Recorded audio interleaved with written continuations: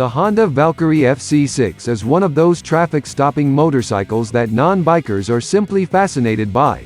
Basically a stripped-down Honda GL1500 Gold Wing with lower gearing and 6 carbs. The Honda F6C Valkyrie is actually reasonably good fun to ride, and some might say it's best-made motorcycle in America. The Honda Rune 1800 looks like some kind of Dan Dare spacecraft mental. Here the Honda F6C Valkyrie surprises many riders. So long as there's plenty of advanced planning, the motorcycle can be made to go around a corner fairly fast and still offers a luxurious ride on motorways.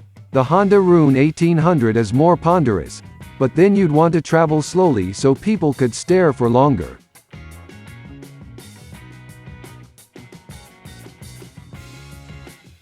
The Honda Valkyrie's big problem for many cruiser riders is that it just isn't a V-twin. Instead, a burbling flat-6 Honda GL1500 Gold Wing motor seems to sanitized for most too damn quiet. Sure, the Honda F6C Valkyrie's 100 bhp motor is enough to send the thing whizzing along an unfeasible speeds, but it's easily out-accelerated by the Triumph Rocket 3. Any old Yamaha VMAX and a whole boatload of rival power cruiser motorcycles these days. The Rune 1800 isn't really any faster. The Honda F6C Valkyrie rarely goes wrong ever. It is a beautifully made motorcycle with lavish chrome, thick paintwork and an engine that can cover 100,000 miles with basic oil filter changes. The main problem with the motorcycle is keeping its hundreds of nooks and crannies clean. Double that cleaning time on the Honda Rune 1800. The Honda Valkyrie is a motorcycle that was manufactured by Honda from 1996 to 2003. It was designated GL1500C in the US market and F6C Flat 6 Custom in other markets. The Valkyrie engine is a 1,520 cubic centimeters liquid-cooled, horizontally opposed Flat 6 engine transplanted from Honda's Gold Wing model, unlike the V-twin engine commonly found on cruiser-style motorcycles. In its transplant from the Gold Wing, the most notable engine changes were the camshaft and the change to 6 individual 28mm carburetors, one for each cylinder changes which increased power and torque.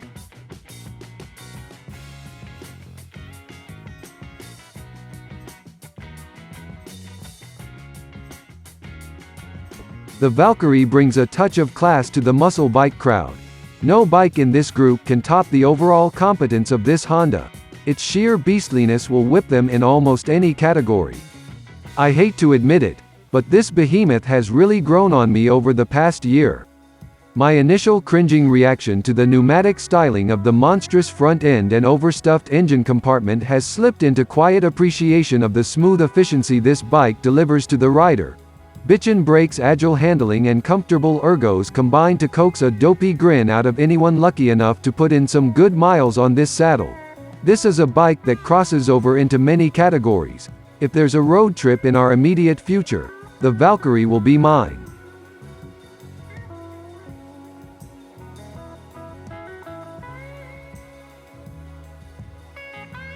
The twin-disc front brakes are powerful, pulling the bike up smartly, and the suspension is stiff enough that brake dive is not a problem.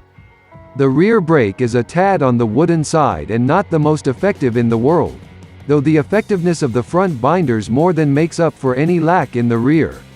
One fitting wing owners may miss is the Gold Wing's electric reverse gear. It adds extra pounds, say the Honda men, and anyway all the weight is low down on this bike. So they left off the starter motor-powered crawler gear and expect all Valkyrie owners to be careful parkers. The huge bike is easy to maneuver at low speed but ponderous. U-turns on a Valkyrie are equivalent to meeting a grizzly in the forest. Don't make any sudden moves and you won't have any problems. If something does happen, let it do whatever it wants to, then shout loudly for help.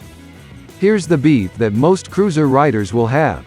They're looking for a motorcycle that rattles their fillings at 75 miles per hour on the highway. A little bit of mild dental annoyance isn't out of place to them at 65 miles per hour. It's the price you pay for being on a real motorcycle, and it's something that Honda have engineered very carefully into the Shadow 1100 American Classic Edition by using offset crankpins to give the rider a dose of the shakes.